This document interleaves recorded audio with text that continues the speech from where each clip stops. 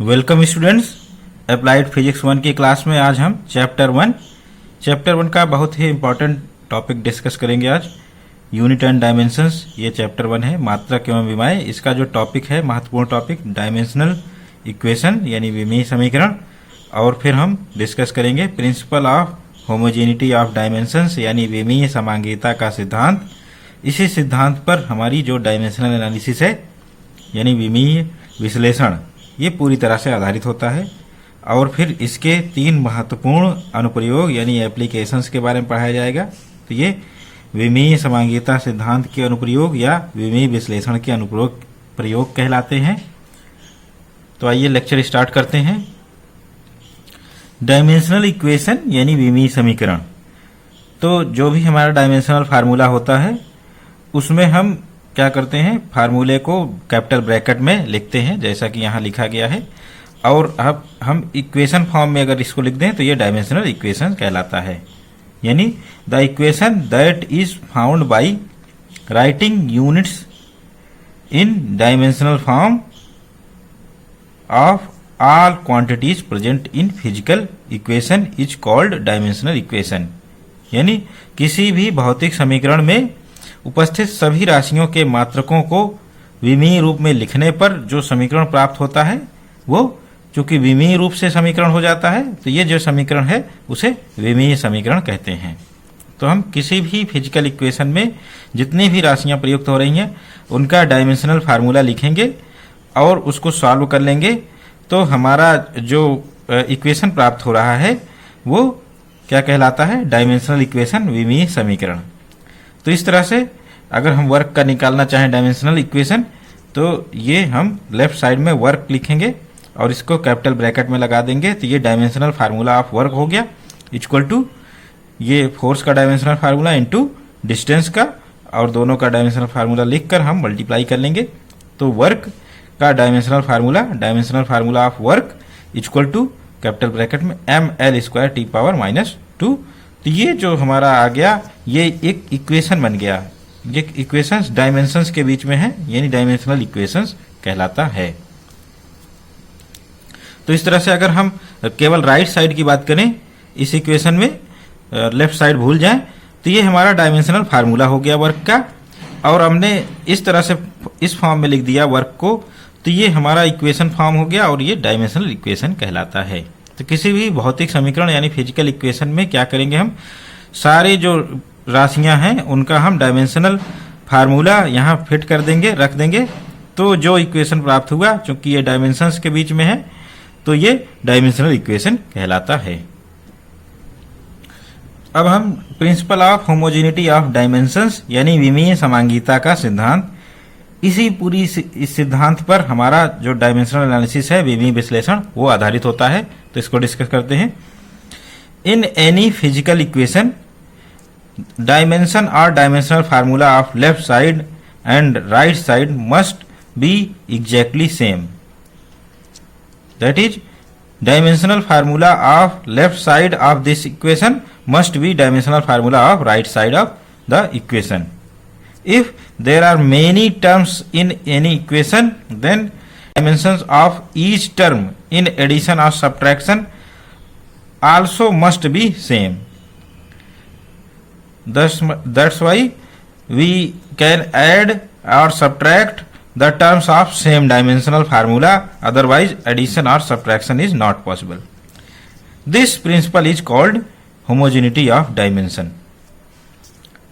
यानी किसी भौतिक राशि के सूत्र या समीकरण में, किसी भी भौतिक राशि के सूत्र या समीकरण में बाएं पक्ष के विमा या विमीय सूत्र, दाएं पक्ष के विमीय सूत्र, दोनों ओर जो विमीय सूत्र हैं वो आपस में बराबर होते हैं या एक समान होते हैं। तो इस तरह से किसी भी इक्वेशन में लेफ्ट साइड का डायमेंशनल फार्मूला राइट साइड के डायमेंशनल फार्मूला के ऑलवेज इक्वल होना चाहिए, होता है।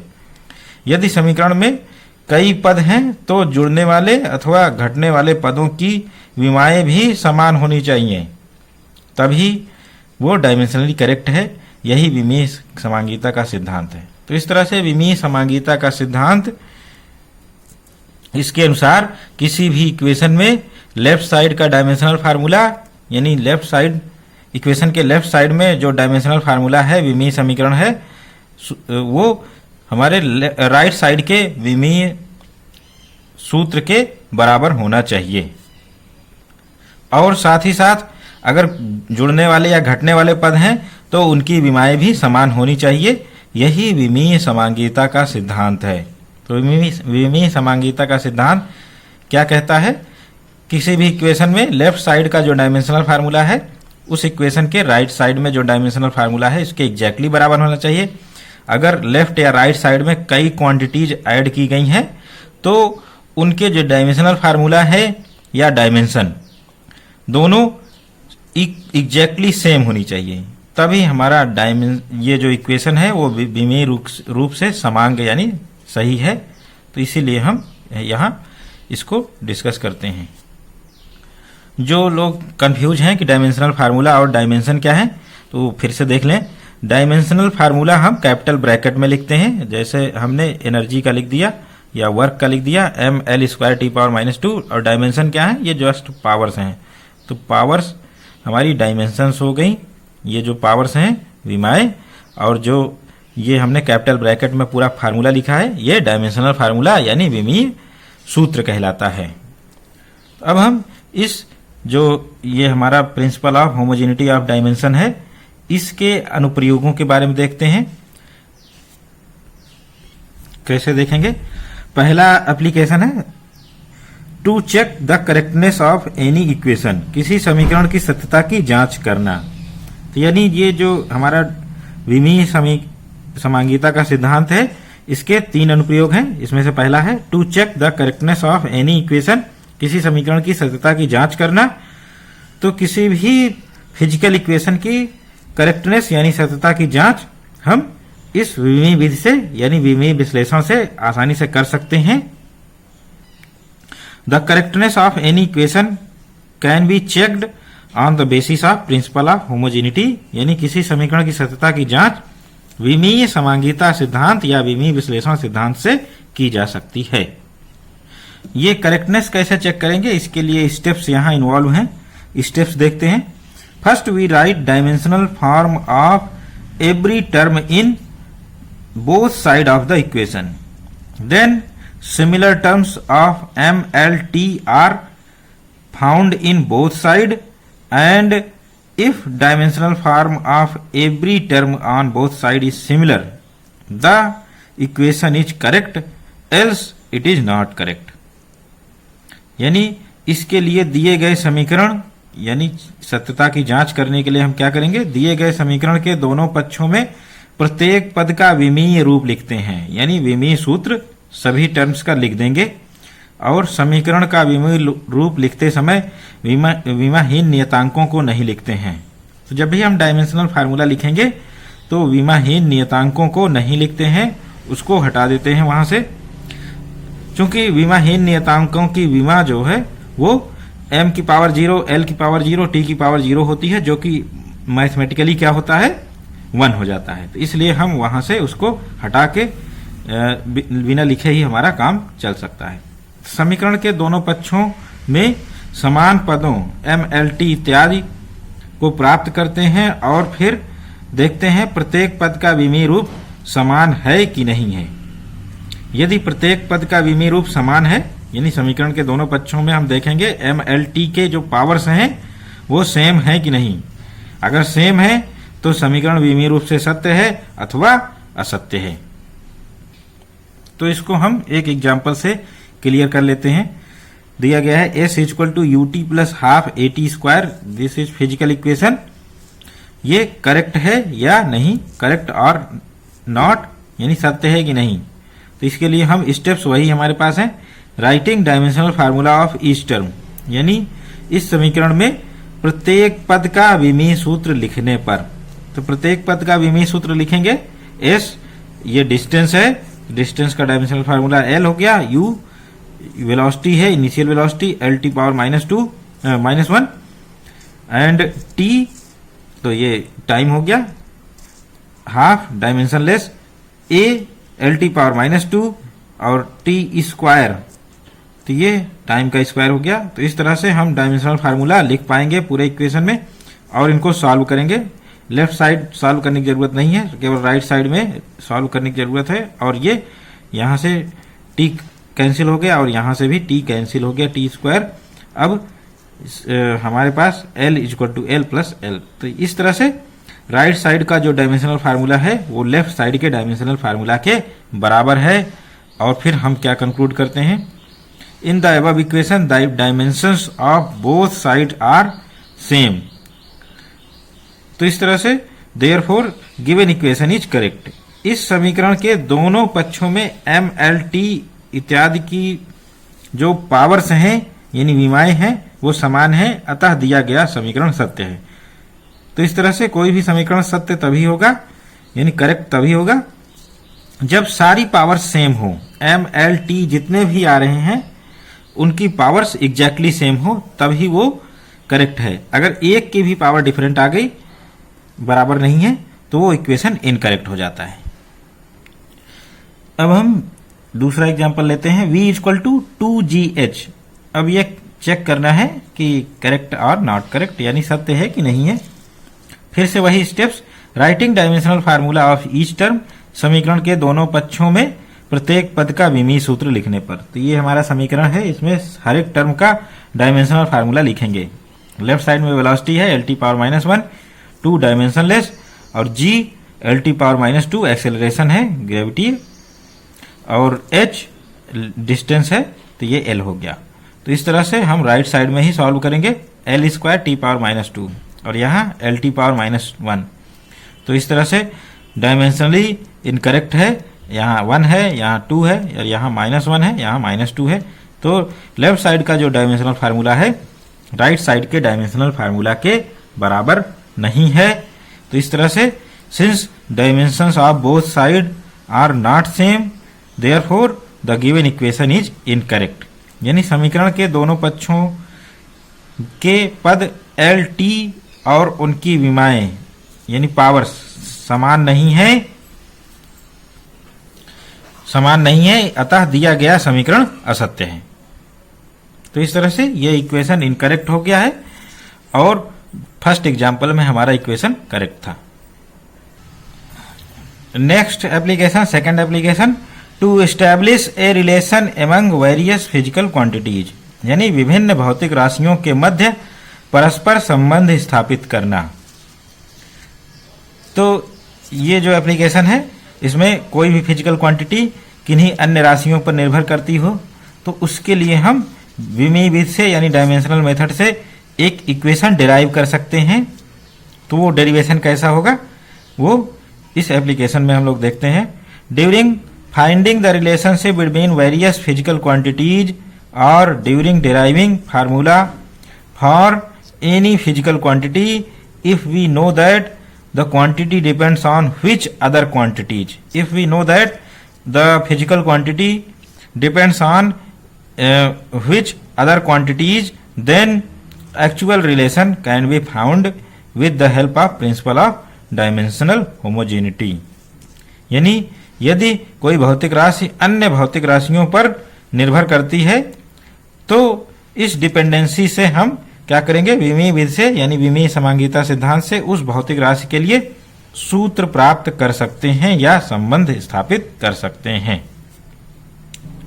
तो इसको हम एक एग्जाम्पल की मदद से देखते हैं कि ये इस जो रिलेशन है वो कैसे इस्टेब्लिश कर सकते हैं। एग्जाम्पल है, centripetal force F depends on mass m, velocity v and radius r। Establish relation using dimensional method, यानी अभिकेंद्र बल F द्रव्यमान m, वेग v तथा त्रिज्या r पर निर्भर करता है, विमीय विधि से सूत्र स्थापित कीजिए। तो यहाँ पर अगर कोई क्वेश्चन डायरेक्ट न्यूमेरिकल पूछा जाता है तो वो इस तरह से पूछा जाएगा कि उसमें डायमेंशनल मेथड का जिक्र होगा, तो हम डायमेंशनल मेथड से इस इक्वेशन को डिराइव करेंगे। अगर डायमेंशनल मेथड से नहीं डिराइव करने के लिए पूछा जा रहा है तो हम यहाँ डायमेंशनल मेथड का यूज नहीं करेंगे, वो अन्य चैप्टरों के सवाल होंगे। तो इस बात का विशेष ध्यान रखें। तो ये पहले चैप्टर का सवाल तभी होगा जब डायमेंशनल मेथड का जिक्र हो क्वेश्चन में। तो यहाँ लिखा हुआ है विमीय विधि से सूत्र स्थापित कीजिए, तो हम यहाँ इस विमीय विधि का प्रयोग करेंगे। तो इसके लिए हम क्या करेंगे, हम फिजिकल क्वांटिटी एफ का फार्मूला डिराइव करेंगे in terms of M V R. तो हम यहाँ पर सीधे सीधे मान लेंगे let F is proportional to M power A V power B R power C. तो ये हमने अपनी तरफ से मान लिया। जहां ए बी सी क्या है, where A B C powers are constant, यानी A B C are powers which are to be determine, जहां ए बी सी घाते हैं जिनकी वैल्यू ज्ञात करनी है। तो हमने अपने से इसको मान लिया कि f is proportional to m power a v power b r power c। अब हम इसमें इक्वलिटी साइन लगाएंगे और एक कांस्टेंट से मल्टीप्लाई करके f is equal to k m power a v power b r power c, और ये इक्वेशन 1 इसको कह देते हैं, जहां where k is dimensionless constant, जहां k विमाहीन नियतांक है। तो k को डायमेंशनलेस होने से हम डायमेंशनल मेथड में इस k को की कोई इन्वॉल्वमेंट नहीं होगा, बस हम इन अपने फिजिकल क्वांटिटीज पर ही डायमेंशनल मेथड अप्लाई करेंगे। फिर स्टेप्स हमारे इस तरह से रहेंगे, writing dimensional formula of each term in equation 1। तो डायमेंशनल मेथड है, तो डायमेंशनल फार्मूला हम प्रत्येक पद का लिखेंगे। समीकरण 1 में प्रत्येक पद का विमीय सूत्र लिखने पर लेफ्ट साइड में फोर्स है, फोर्स का डायमेंशनल फार्मूला लिखेंगे m(L(T)⁻², और फिर इसके बाद m मास है, तो मास का m पावर a हो गया, और फिर इसके बाद है l वेलोसिटी, वेलोसिटी क्या है L(T)⁻⁻1, और फिर पावर b लगाएंगे यहाँ, और r था तो r के लिए हम l लिखेंगे, r डिस्टेंस है l पावर c। तो ये इस तरह से हमारा फर्स्ट स्टेप कंप्लीट होगा। इसमें हमने पहले मान लिया पावर्स ए बी सी पर निर्भर कर रहा है, फिर इसके बाद हम डायमेंशनल फार्मूला लिखेंगे, और डायमेंशनल फार्मूला लिखकर अब पावर्स कलेक्ट करेंगे। राइट साइड में हमें इसको सॉल्व करके पावर्स एक जगह रखनी पड़ेंगी। m की पावर, l की पावर देख रहे हैं b प्लस c है, तो l की पावर कलेक्ट कर लिया और t की पावर अलग रख लिया। तो इस तरह से m(L(T) में हमें पावर्स मिल गई। अब हम बस इसमें कंपेरिजन करेंगे, comparing corresponding dimension of both side, दोनों पक्षों में संगत विमाओं की तुलना करेंगे। m की m के साथ, l की l के साथ, t की t के साथ हम तुलना करेंगे। तो a इक्वल टू 1 आ गया, b plus c equal to 1, और माइनस b इक्वल टू -2। तो इस तरह से हम इसको सॉल्व करेंगे। 3 इक्वेशन है, 3 अननोन है, तो a इक्वल टू 1 ऑलरेडी है, b इक्वल टू 2 भी आ गया, तो c इक्वल टू -1 आ जाएगा। तो इस तरह से ये हमारा सोल्यूशन आ गया। अब ए बी सी की जो वैल्यू है इनको इक्वेशन 1 में पुट करना है हमें, और हमारा ये फिजिकल इक्वेशन डिराइव हो जाएगा। तो इस तरह से putting the values of A B C in equation 1, यानी समीकरण 1 में ए बी सी का मान रखने पर f इक्वल टू के m पावर a की वैल्यू 1 थी 1, v पावर b की वैल्यू 2 है, और r पावर c की वैल्यू -1। तो यहाँ पर पावर्स रख दी और रीअरेंज करने पर f equal to K M V square upon R, यही इक्वेशन डिराइव करना था, यही आंसर है। और विमीय विधि से k की वैल्यू नहीं निकाली जा सकती क्योंकि ये डायमेंशनलेस है। अगर k डायमेंशनलेस है तो इसमें डायमेंशनल मेथड नहीं अप्लाई किया जा सकता, इसलिए k can not be determined by dimensional method, यानी k का मान विमीय विधि से नहीं निकाला जा सकता। तो यहीं हम ये इक्वेशन डिराइव करके छोड़ देंगे। फिर थर्ड एप्लीकेशन, मात्रकों की एक प्रणाली के संख्यात्मक मान को दूसरी प्रणाली में बदलना, यानी conversion of numerical value of physical quantity from one system of unit into another system of unit. तो इस तरह से एक प्रणाली में न्यूमेरिकल वैल्यू दी गई है, उसको दूसरी मात्रकों की प्रणाली दी हुई है, उसमें हम न्यूमेरिकल वैल्यू फाइंड करेंगे। तो ये जो थर्ड एप्लीकेशन है इसमें हम क्या करेंगे, if any physical quantity is measured in 2 different units u1 and u2 and their numerical values are n1 and n2, then, यानी यदि कोई भौतिक राशि दो अलग अलग मात्रकों u1 और u2 में मापी गई है और उसके संख्यात्मक मान n1 और n2 हैं, करेस्पॉन्डिंग हैं, तो इस तरह से हम लिखेंगे x equal to n1 u1 equal to n2 u2। तो तो ये जो न्यूमेरिकल वैल्यू है उसका यूनिट से मल्टीप्लिकेशन कांस्टेंट होता है। तो यूनिट चेंज करने पर न्यूमेरिकल वैल्यू अपने आप ऐसे चेंज हो जाएगी, तो ये मल्टीप्लिकेशन कांस्टेंट बना रहेगा। इसलिए n2 equal to n1 into u1 upon u2। फिर हम आगे देखते हैं, if dimensional formula of physical quantity x is m power a l power b t power c and fundamental quantities in both system must be mlt and m1 l1 t1 and m2 l2 t2। thus यदि भौतिक राशि x का विमेय सूत्र m power a l power b t power c है तथा दोनों प्रणाली में भौतिक राशियां या मूल राशियां m1 l1 t1 तथा m2 l2 t2 हैं, तब हम u1 को क्या लिखेंगे, m1 power a l1 power b t1 power c। इसी तरह से u2 को क्या लिखेंगे, m2 power a l2 power b t2 power c। तो इस तरह से ये दोनों यूनिट्स हम लिख देंगे और यूनिट्स को हम यहाँ इक्वेशन में पुट करेंगे। पुट करने के बाद n2 equal to n1 m1 power a l1 power b and t1 power c upon m2 power a l2 power b t2 power c। तो इस तरह से हम पावर्स को एक साथ रख देंगे। तो क्या आ जाएगा final form, n2 equal to n1 m1 upon m2 power a l1 upon l2 power b t1 upon t2 power c।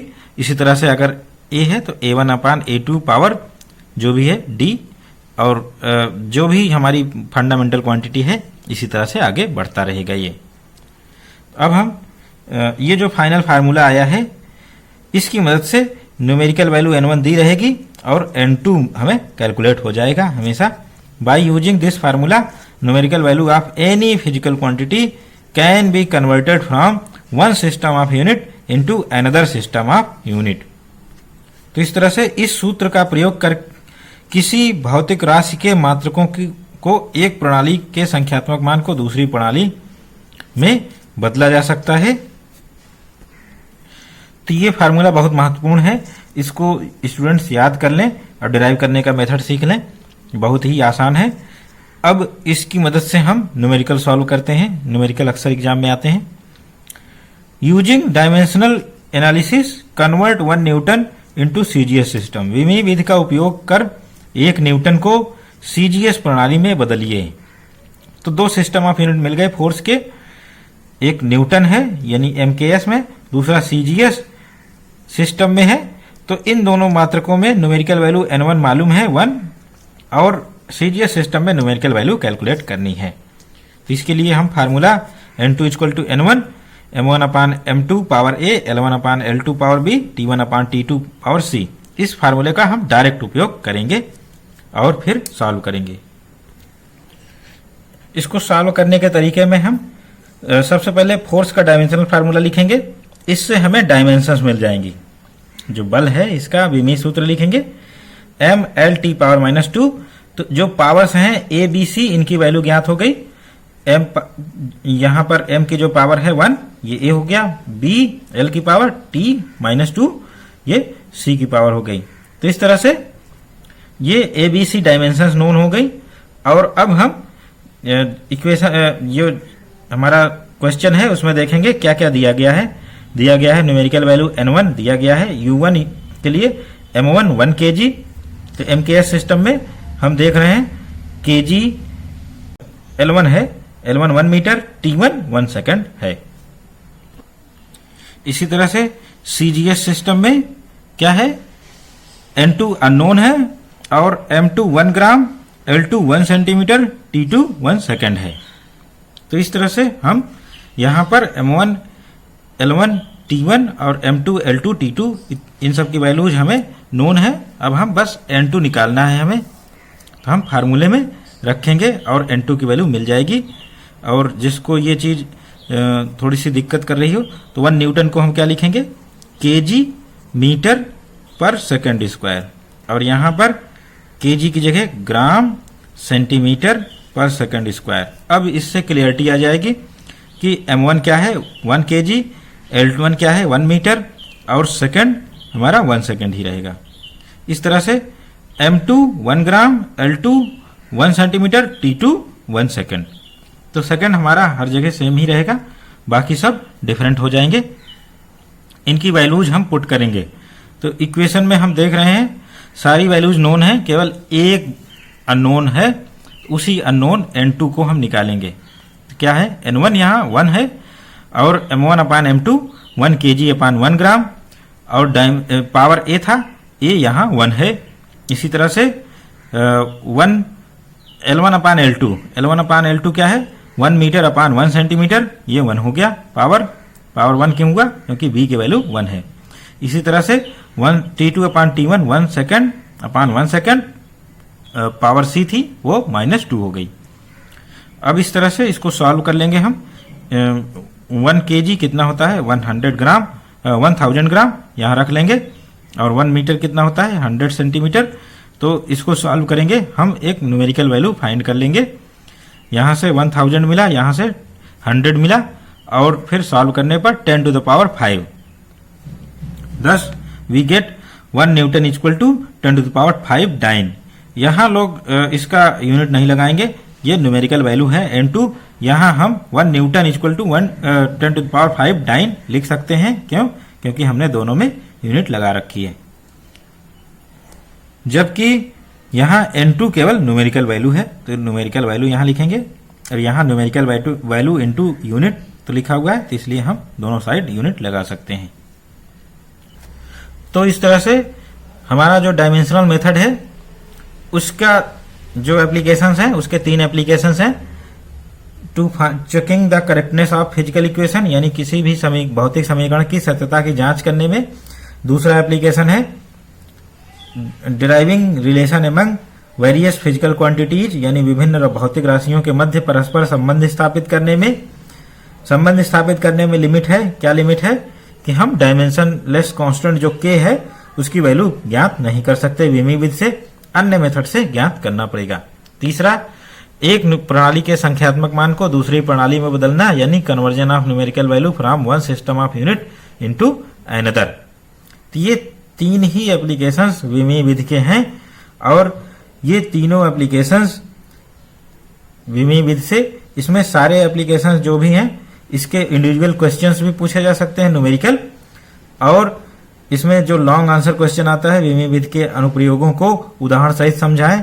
तो ये 5 नंबर का जो क्वेश्चन है, इसमें सभी मेथड को थोड़ा थोड़ा डिस्क्राइब करना पड़ेगा, तीनों मेथड को, और इनके एक एक एग्जाम्पल जो सबसे सिंपलेस्ट हो, स्टूडेंट उसी को ट्राई करें एग्जाम में, और कठिन ना लें।